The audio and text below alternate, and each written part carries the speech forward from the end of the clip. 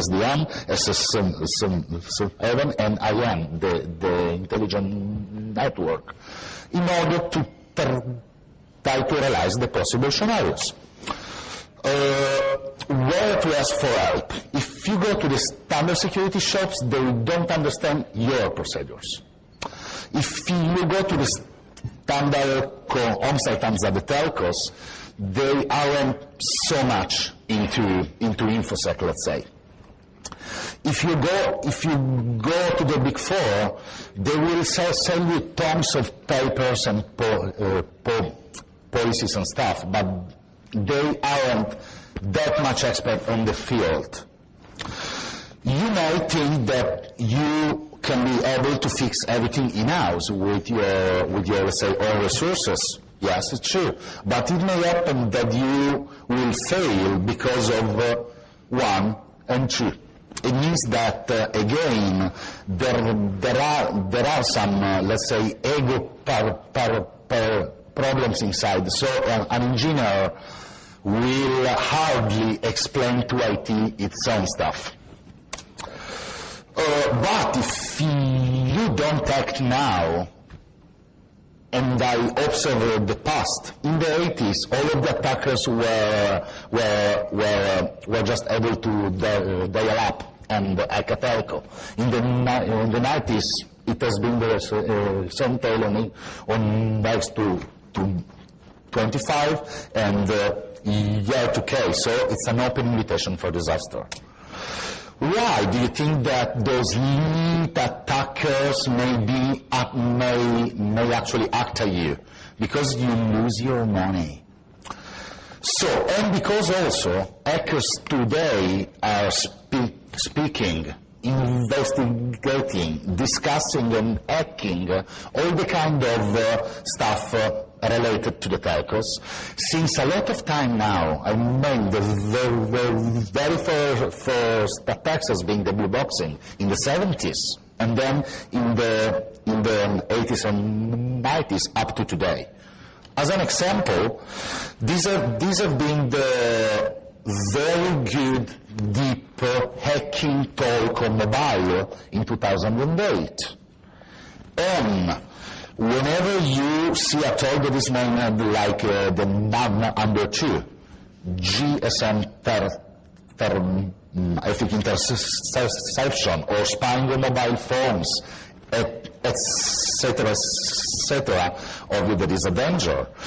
Look, for example, at the CCC in Germany, the last 4, on iPhone, on locating mobile via SS7, and how to run your own GSM network. So this is what I'm speaking about.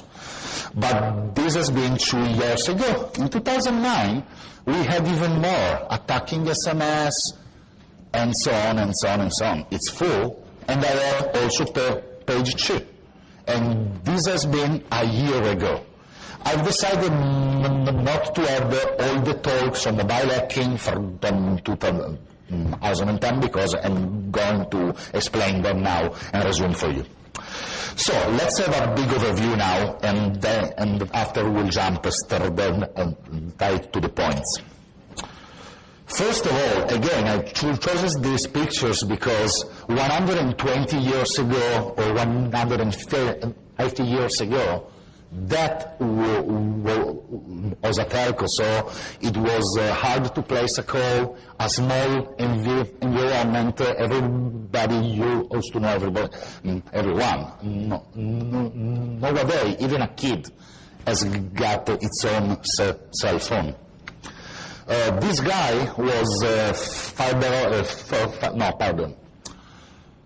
this is fiber optic is over there, and the band of the MD, the Master of Deception. These guys that were in the 80s, about 16 years old or so, are the guys that have been able to bring down AT&T on January 15, 1990. Just because another hacker insulted this guy, a black guy, so the 2 hacker gangs, they began to have a fight, and the battlefield has been AT&T. So because of Teams, AT&T followed down, and this happened 20 years ago from now.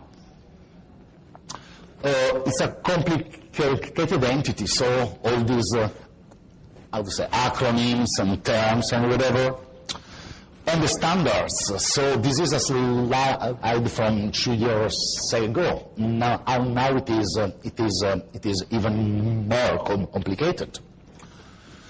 But the threat is global, from Italy to India to France and everywhere. Phreaking. Phreaking, it means the action of forcing the phone system to do some action that it should not normally be taken. And why would anyone do this? Anch actually is the creator, the inventor of the phreaking. And in 71, he gave Ivan interview to Esquire, and he said, I do it only for one reason, and trying to learn. The phone company is a system, is a computer. So he has been able to realize what, after more time, others haven't been able to realize. And you know what? In this picture, he was like 32, 35 years old, as I am now. I'm 37. In this picture, he's still here in 2001. He's come up and current Anch again, and he's still into phreaking, still, even if he's old. So, phreaking can be explained as hacking the phone line, hacking the phone, hacking the calls, hacking the phone company. It's an old thing, it's an old school.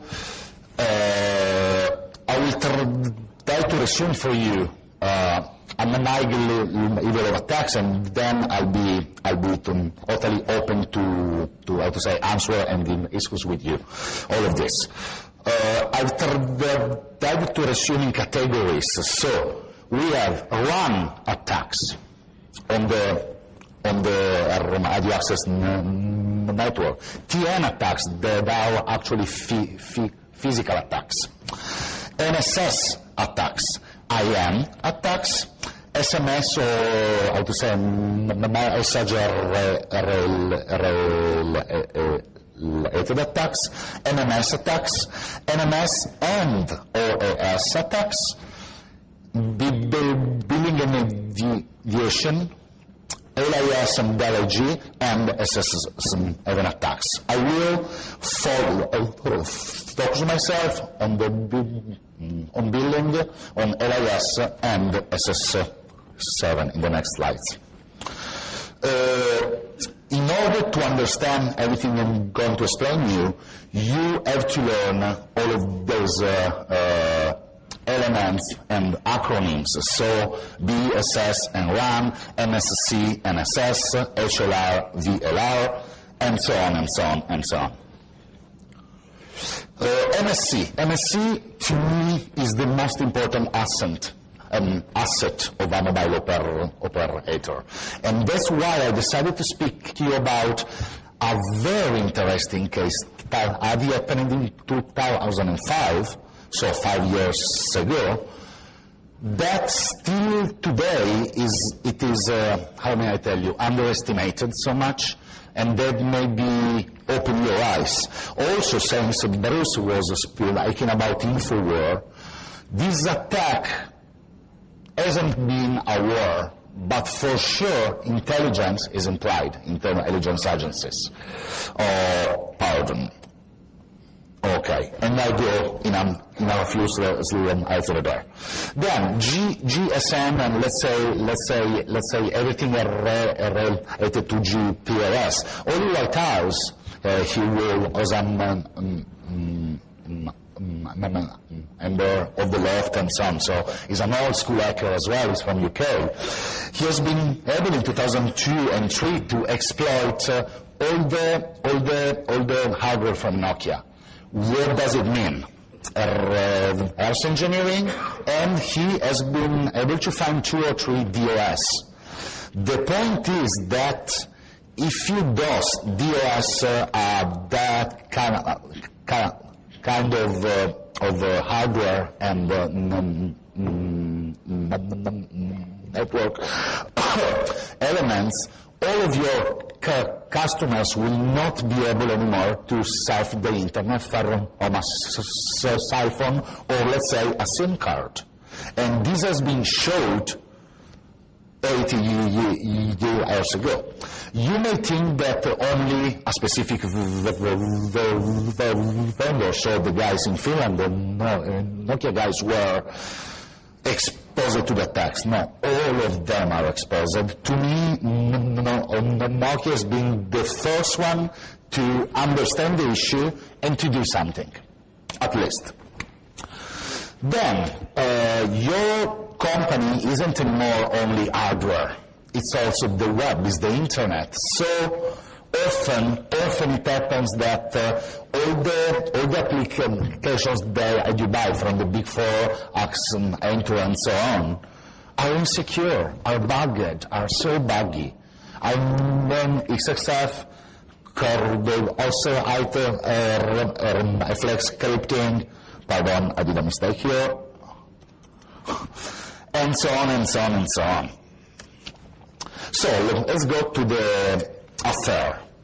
It happened that more than 100 VIPs have been intercepted for a long time.